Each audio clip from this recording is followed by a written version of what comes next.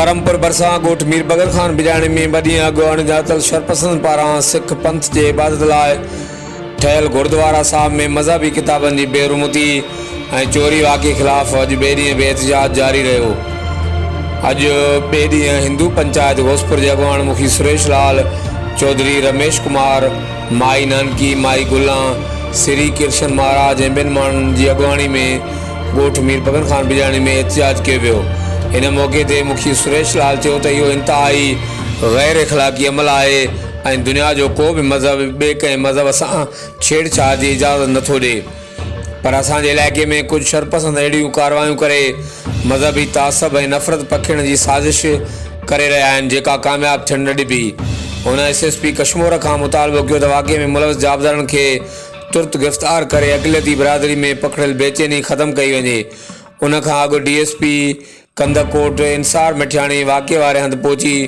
मुतासिरनि सां मुलाक़ात कई ऐं वाक़े जा तफ़सील वरिता ऐं वाक़े में मुलविस शरपसंदनि खे हर सूरत में गिरफ़्तार करण जी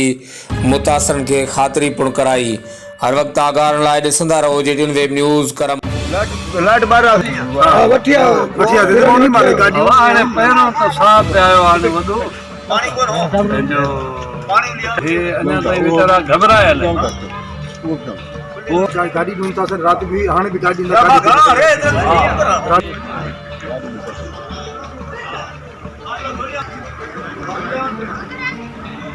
जे गोठ में गुरुद्वारो साहब आ उते मज़हबी किताबनि जी बेहुरमती थी आहे।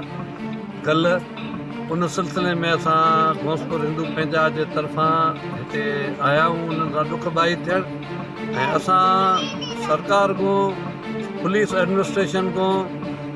इहो पुरज़ोर मुतालबो कयूं था त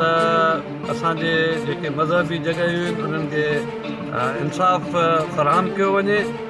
जेके बि मुलविस माण्हू आहिनि असां SP साहिब खे, DIG साहिब खे, IG साहिब खे ऐं सिंध गवर्नमेंट खे